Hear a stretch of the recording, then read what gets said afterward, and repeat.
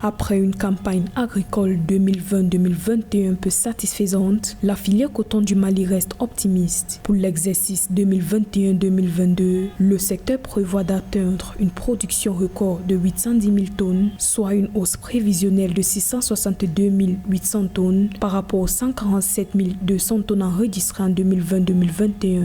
La grande performance de la production cotonnière malienne peut se justifier à plusieurs niveaux. La première raison essentiellement, c'est l'urgence sanitaire avec le Covid-19 qui a fortement contrarié les perspectives de production de la zone cotonnière malienne, essentiellement dans les régions de Sikasso-Koutiala. La deuxième raison, c'est la baisse du coût du coton au plan international, notamment la récession économique en Chine qui reste la principale sous-approvisionnement du coton malien. Et cette baisse de la demande chinoise en raison de la récession économique internationale a fortement impacté le coût de coton sur le marché international. Et évidemment, la troisième raison, ce sont notamment les retards dans la distribution des engrais et des produits phytosanitaires aux organisations paysannes agricoles. Aujourd'hui, vous avez une démotivation de la masse paysanne malienne en matière de culture cotonnière. Le vieillissement des vergers et les outils de production restent inadaptés. Pour atteindre cet objectif, les autorités envisagent de mettre en œuvre des mesures efficaces pour accompagner la production. Selon le ministère de l'Agriculture, le gouvernement a décidé d'augmenter le prix garanti aux exploitants à 280 francs CFA le kilogramme contre 200 francs CFA le kilogramme en 2020-2021. De plus, la subvention aux engrais sera renouvelée après une suspension durant la campagne 2020-2021, ce qui permettra aux producteurs d'accéder aux sacs de 50 kg d'engrais à 11 000 francs CFA.